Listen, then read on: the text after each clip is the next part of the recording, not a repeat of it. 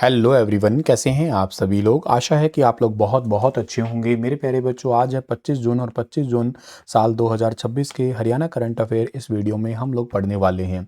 आइए प्यारे बच्चों, सेशन की करते हैं शुरुआत। अगर आपने स्टार IQ यूट्यूब चैनल को अभी तक सब्सक्राइब नहीं किया है तो चैनल को सब्सक्राइब जरूर कर लीजिएगा। मेरे दोस्तों, आप लोगों से लास्ट सेशन में मैंने एक सवाल पूछा था कि किस राजपूत गुर्जर वंश ने 9वीं और 12वीं शताब्दी तक वर्तमान दिल्ली और हरियाणा के कुछ हिस्सों पर शासन किया। तो इसमें से सही आंसर तोमर वंश था, तोमर डेंसिटी, यानी कि ऑप्शन नंबर ए ठीक रहेगा। दिल्ली को पहले ढिल्लिकापुर और देहली के नाम से पुकारते थे। दिल्ली तो आप लोग अभी भी देखते होंगे। कभी हरियाणा रोडवेज की बसों पे बोर्ड लगे देखते हो ना, आप लोग देखना, आप लोग नोटिस करना। मैंने तो बहुत बार देखा है, जैसे अपने शहर हिसार से दिल्ली ऐसे लिखा बहुत बार देखा है, ठीक है ना। ऐसे गुरुग्राम से दिल्ली, या जो भी है, झज्जर से दिल्ली, जींद से दिल्ली, जो भी अपने शहर से आप देखना, ऐसे नोटिस करना। ये दिल्ली पहले इसका पुराना नाम था, इससे पहले इसका ढिल्लिकापुर नाम था। ये क्वेश्चन पेपर का पूछा जा चुका है, इसलिए मैं बता रहा हूँ, याद रखना आप लोग। छोटी छोटी चीज़ों को ऑब्जर्व किया करो, ऐसे सवाल तो चलते फिरते भी याद हो जाते हैं कई बार। डी ग्रुप के एस्पिरेंट हो तो संकल्प नाम का बैच है, स्टार IQ एप्लीकेशन पे जाइएगा और संकल्प बैच है, उस बैच में आप लोग एनरोल कर सकते हो। के साथ साथ अगर आप द्रोणाचार्य बैच के लिए तैयारी कर रहे हो, आई मीन आप लोग CET मेंस की तैयारी कर रहे हो, तो आप लोग द्रोणाचार्य नाम का बैच है स्टार IQ एप्लीकेशन पे, उसको एक्सेस कर सकते हैं। मेरे प्यारे बच्चों, आपका आज का पहला करंट अफेयर, जो कि ऑलरेडी मैं आपको जनवरी 2026 में पढ़ा चुका हूं, क्योंकि उस समय नामों की घोषणा हुई थी। अब ये फाइनली पद्मश्री दिया गया है। तो हरियाणा के सिरसा की अंतर्राष्ट्रीय हॉकी खिलाड़ी है जिनका नाम है सविता पूनिया, और सविता पूनिया को अभी हाल ही में पद्मश्री दिया गया है। तो पद्मश्री दिया गया है इनको। ये तो ऑप्शन नंबर आपके पास में जो है वो तो याद रखना ही रखना है आप लोगों को यहाँ पे, ठीक है। और इसके अलावा जो है ना, हमारे पास में आपको ये याद रखना है कि जो ये कहाँ की रहने वाली हैं।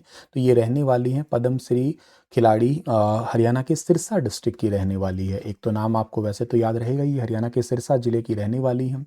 भारत की जो सर्वाधिक प्रशंसित खिलाड़ी हस्तियों में से एक, भारतीय महिला राष्ट्रीय हॉकी टीम की पूर्व कप्तान, वर्तमान गोलकीपर, जिन्हें भारतीय महिला हॉकी टीम की द ग्रेट वॉल, महान दीवार के रूप में जाना जाता है।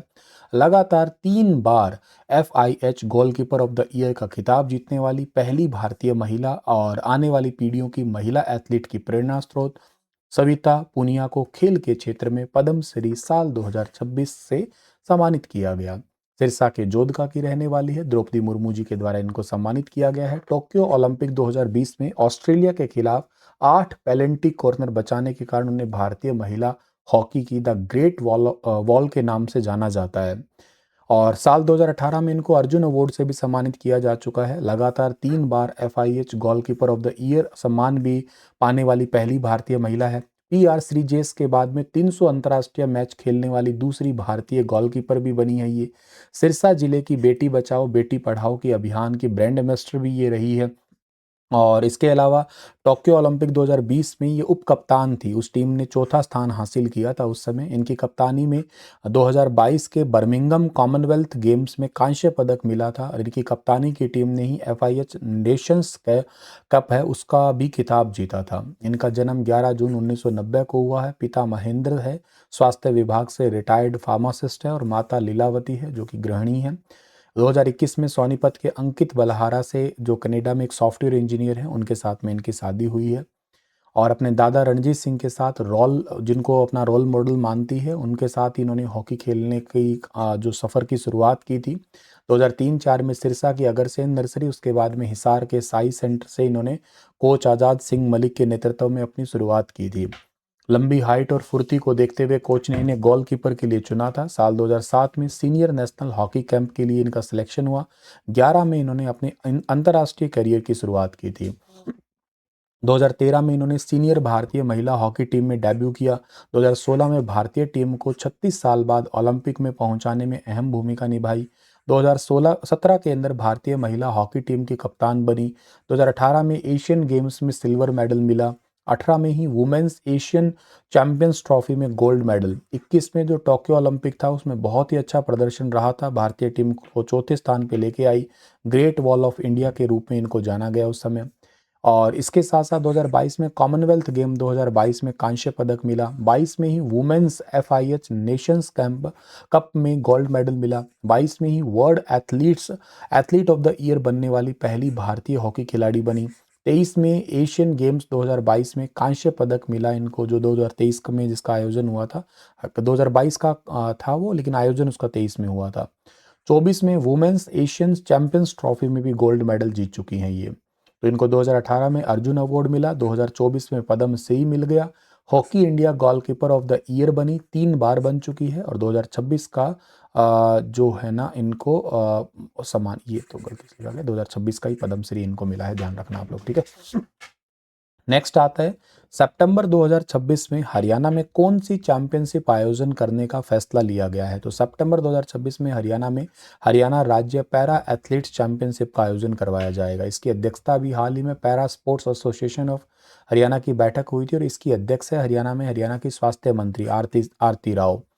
एसोसिएशन का 3 साल का कार्यकाल पूरा होने के कारण नई गवर्निंग बॉडी का गठन भी किया जाएगा। सितंबर 2026 में हरियाणा राज्य पैरा एथलीट्स चैंपियनशिप का आयोजन भी करवाया जाएगा। एनसीआरबी न्यू दिल्ली की ओर से हरियाणा पुलिस कर्मियों के लिए कौन सा 12 सप्ताह का विशेष प्रशिक्षण पाठ्यक्रम स्टार्ट किया जा रहा है। तो ये फिंगरप्रिंट विज्ञान तथा दक्षता पाठ्यक्रम, मतलब fingerprint science and proficiency course start किया जा रहा है। राष्ट्रीय अपराध रिकॉर्ड ब्यूरो नई दिल्ली के द्वारा इस कोर्स के लिए नामांकन आमंत्रित किए गए हैं। ये 12 सप्ताह का एक विशेष प्रशिक्षण कार्यक्रम है। 6 जुलाई से स्टार्ट होकर सितंबर 2026 तक चलेगा एनसीआरबी न्यू दिल्ली हेडक्वार्टर में।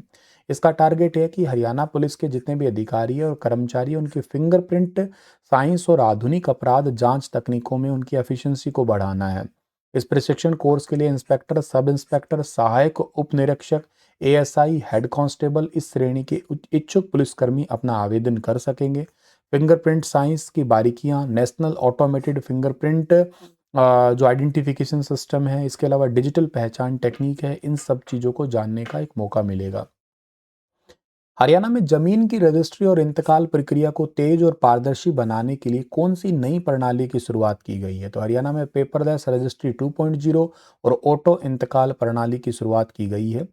और पेपरलेस रजिस्ट्री 2.0 के चलते हुए खरीदार और विक्रेता की पहचान जो है ना, वो ई आधार, मतलब आधार कार्ड से ही ई केवाईसी हो जाएगी, बायोमेट्रिक वेरिफिकेशन हो जाएगा, डिजिटल सिग्नेचर के जरिए ही उनका फाइनल हो जाएगा। रजिस्ट्री पूरी होते ही जमीन का विवरण सीधे राजस्व रिकॉर्ड से जोड़ा जाएगा। यदि खेवट विभाजन की जरूरत नहीं है तो इंतकाल 24 घंटे के अंदर ही ऑटो स्वीकृत हो जाएगा। जिन मामलों में खेवट विभाजन जरूरी है, उनकी प्रक्रिया 10 दिनों के अंदर मैक्सिमम पूरी हो जाएगी। तो मतलब अब ये जमीन का जो म्यूटेशन है, अलग अलग प्रक्रियाओं की बजाय अब एक ही होगा, ऑनलाइन तरीके से ही होगा। अगेन एक मोस्ट इंपॉर्टेंट क्वेश्चन है, और पद्म श्री सम्मान पाने वाले 85 वर्षीय हैंडलूम कलाकार खेमराज सुंदरियाल किस राज्य से संबंधित है। वैसे मूल रूप से तो ये उत्तराखंड में इनका जन्म हुआ था, लेकिन इनको पानीपत में कला को आगे बढ़ाने के लिए तो हरियाणा की तरफ से ही पद्म श्री मिला है। मतलब लंबे समय से इन्होंने अपना उद्योग जगत को तो पानीपत से ही स्टार्ट किया था। 85 साल के हैं, हैंडलूम हथकरघा कलाकार खेमराज सुंदरियाल। इनको राष्ट्रपति द्रौपदी मुर्मू जी के द्वारा पद्म श्री सम्मान मिला है। इस सम्मान को अपनी जिंदगी की सबसे बड़ी कमाई इन्होंने बताया। 1943 में उत्तराखंड के पौड़ी गढ़वाल जिले में एक छोटे से गांव सुमाड़ी में जन्म हुआ था। गांव में 10वीं क्लास तक की पढ़ाई पूरी की। उसके बाद श्रीनगर और गढ़वाल वाले क्षेत्र में गए और हैंडलूम में डिप्लोमा कंप्लीट किया इन्होंने। इसके बाद रोजगार की तलाश में दिल्ली आए। 1965 में बुनकर सेवा केंद्र में उन्होंने अपनी नौकरी स्टार्ट की थी। आर्थिक तंगी और कमरे में जगह की कमी के कारण अपनी ही जो खड़ी थी करगे थे, उसके ऊपर ही खाट बांधकर सोते थे। दिन में नौकरी करते, रात के समय करगे पर डिजाइन तैयार किया करते थे।